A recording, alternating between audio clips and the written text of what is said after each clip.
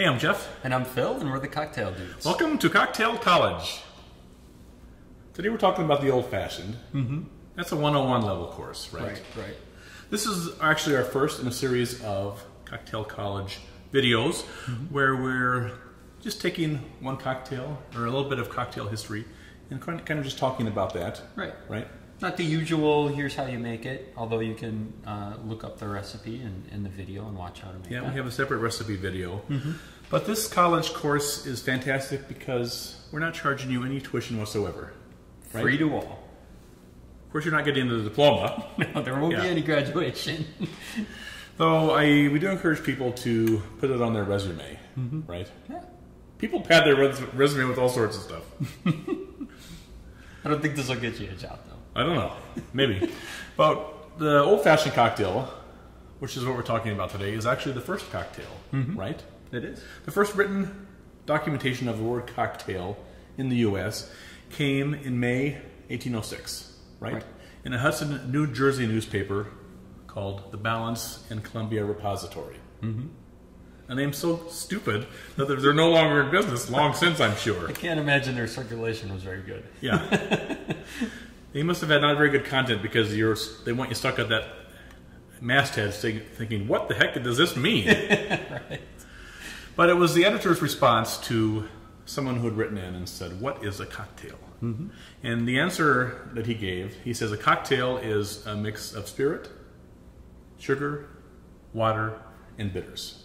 Yeah. And that's the old-fashioned. That is the old-fashioned. Now, it wouldn't have been called old-fashioned initially. Right. That came later on, and we'll talk about that. But initially, it was just called the whiskey cocktail, and it was made with either rye or bourbon. Yeah. The whiskey cocktail was actually first mentioned in Jerry Thomas's a collection of different cocktails in 1862. Yeah. So, and it was actually one of the first published books to have the assemblage of all the different cocktails of the day. Yeah. And he liked to stir his whiskey cocktail, his old-fashioned, with ice, and then strain it into an empty glass. Right. And enjoy it without ice. Now, if you ordered a whiskey cocktail in the early 1800s, it was considered a matutinal cocktail, which means early morning. Right? It's like the Italians, when they're walking to work today, they'll stop at the coffee shop and get an espresso and just chug it down and go right on to the factory. Or as us Americans stopping at Starbucks on the way to work. It's the same idea. Well, back then they used to stop at the bar. Right. Yeah. And this wasn't initially, it wasn't enjoyed like we do today, with a big ice cube and sipping it and contemplating our role in the universe. It was just chugged like a shot. Yeah. And they went on to work, right? Yep. And if you went into a bar in the early to mid 18th century, your whiskey cocktail would be made like this. Now you'd have some sort of old-fashioned glass, all right? We're using a rocks glass here today, right? Because we have a giant ice cube that doesn't fit into our old-fashioned glass. This is an old-fashioned glass. The larger one is a double old-fashioned. An old-fashioned glass is characterized by a thin wall and a thick bottom because you would muddle the sugar, all right? And our granulated sugar today is very easily muddled, so a lot of times we just muddle it with the back of the spoon. Because once you get some water in there, it'll pretty much dissolve. But they would throw a sugar cube in, a couple dashes of Angostura bitters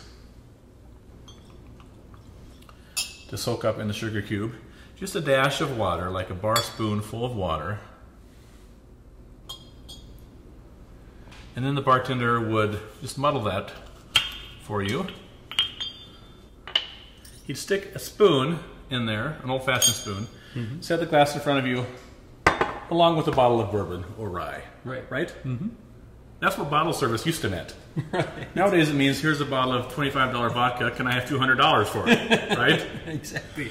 On your own VIP table. Yeah. And you would pour your own 15, 20 cents worth of bourbon in there, stir it to dissolve the sugar, and then you just chug it and go off to the mines. And work for 15 hours. Exactly. Yeah. It wasn't until 1885 when it was being commonly served over the rocks or with one large ice cube in a glass. Large ice cubes, even way back then, were like mesmerizing. Of course, back then they had a giant ice block that they would cut it from. Now, in 1888, Chicago's Theodore Prue from the Chapman and Gore bars, was the first to coin the term old-fashioned for this cocktail. That's right. And he probably did that to distinguish it from all the improved whiskey cocktails that were out there. Because just like today, whenever you have a cocktail, someone's going to tweak it, Yep. change it, Change it. kind of make it better, they think, right?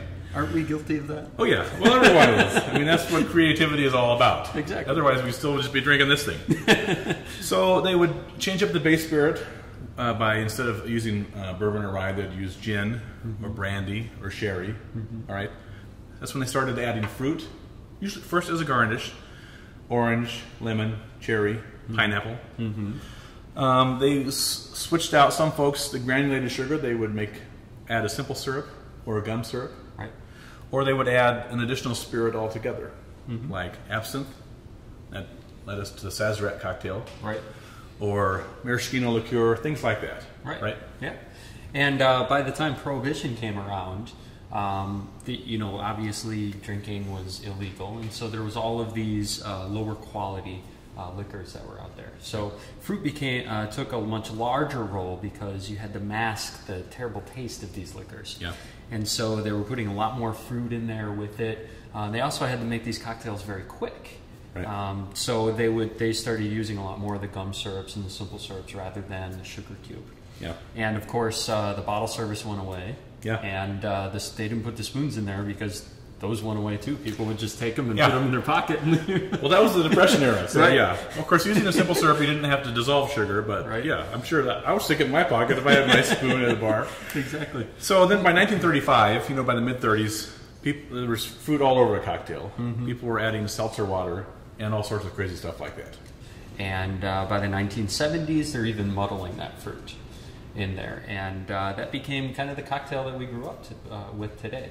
The old-fashioned with the two cherries, the orange, muddling that in, and even in Wisconsin, using the brandy. Yeah. Now, they were muddling fruit as far back as the 30s, but it wasn't until the 70s where everyone was doing it. That's all that you saw. I mean, that's Right. all that we knew growing up. Yeah. Right? Essentially. Exactly.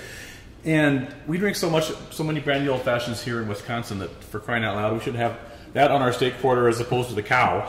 It is the unofficial state drink. Yeah. I think we should make it the official state drink. But then in the early 2000s, Esquire magazine's David Wondrich and others began a call to calm down, quit making fruit salads in your drink, and let's go back to the basics, to the original cocktail, the beautiful drink, deliciously tasty, Right. and show some reverence to it, understand it, its origins, and enjoy it for what it is. Still a wonderful cocktail. Exactly. And that's what it is today. So we say cheers to the old-fashioned cocktail. Enjoy. Cheers.